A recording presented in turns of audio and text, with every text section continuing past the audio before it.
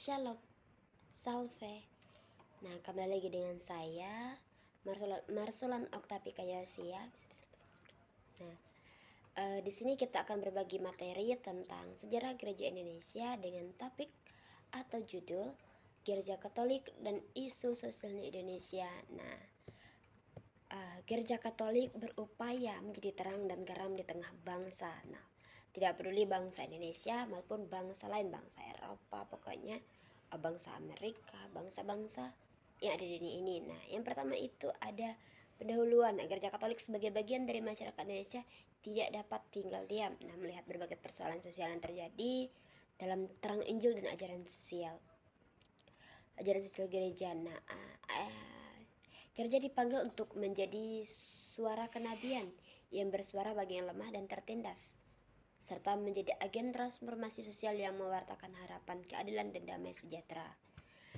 Yang kedua itu ada dasar-dasar keterlibatan sosial gereja. Keterlibatan gereja Katolik dalam isu sosial di Indonesia berdasarkan pada yang pertama itu ada ajaran sosial gereja. Nah, ASG menekankan nilai-nilai seperti martabat manusia, keadilan sosial, solidaritas, dan subsidiaritas, dan juga bonum commune atau kesejahteraan umum atau bersama. Nah, yang kedua itu ada ajaran Yesus Kristus, yaitu Yesus berpihak pada yang orang miskin, sakit, dan tertindas. Nah, ini semua dapat dibacakan di Lukas bab 4 ayat 1-8.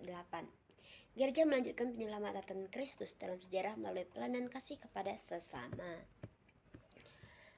Nah, konteks bahasa Indonesia. Nah, negara Pancasila menjamin kebebasan beragama dan mengakui peran agama dalam kehidupan sosial gereja Katolik terpanggil menjadi garam dan terang di tengah masyarakat plural. Nah, terdapat dalam Matius bab 5 ayat 13-16. Nah, yang ketiga itu ada isu-isu sosial di Indonesia dan tanggapan gereja Katolik. Yang pertama itu kemiskinan dan ketimpangan sosial. Nah, gereja hadir melalui karitas dan pelayanan sosial seperti rumah singgah, pengobatan gratis, bantuan pendidikan, dan program pemberdayaan ekonomi umat. Nah, gereja yang mendampingi petani, buruh, dan masyarakat adat yang terpinggirkan. Nah, yang kedua itu ada kerusakan lingkungan. Nah, dalam semangat ensiklik Laudato Si, Paus Fransiskus Gereja di Indonesia mengembangkan pastoral ekologi atau pastoral yang bertanggung jawab terhadap lingkungan. Nah, kegiatan nyata atau rebuisasi pertanian organik, pengolah sampah, dan edukasi ekologi di sekolah-sekolah Katolik. Nah, yang ketiga itu ada korupsi dan ketidakadilan. Gereja secara profetis ya, menentang korupsi, penyalahgunaan kekuasaan, dan ketidakadilan struktural. Nah, umat Katolik didorong terlibat dalam dunia politik dan pemerintah agama. Integritas dan etika Katolik. Nah, toleransi dan radikalisme.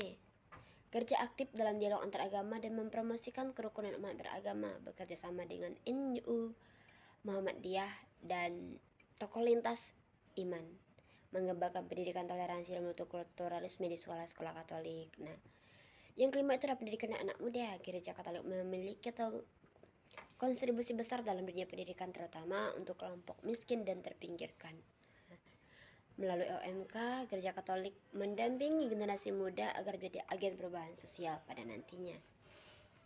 Yang keempat itu ada tantangan keterlibatan sosial gereja. Nah, stigma atau stigmatasi gereja agama minoritas di beberapa wilayah, politik identitas yang mengancam persatuan, kurangnya formasi sosial politik bagi umat Katolik awam, ketergantungan pada kegiatan karitatif, tanpa transformasi struktural.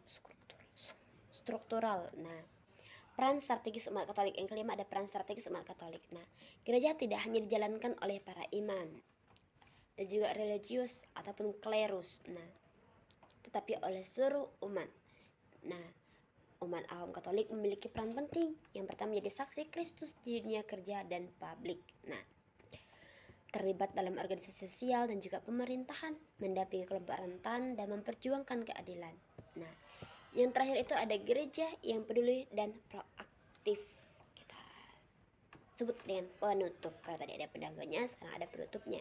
Nah, Gereja Katolik Indonesia dipanggil untuk tidak tinggal di Menara Gading, tetapi terjun di tengah kehidupan nyata dan umat dan juga masyarakat. Dalam semangat Injil Pancasila, gereja terus mewujudkan visinya sebagai gereja yang solider, partisipatif, dan transformatif, hadir untuk menyembuhkan luka sosial, pewartaan harapan, dan menjadi perpanjangan tangan kasih Kristus bagi bangsa.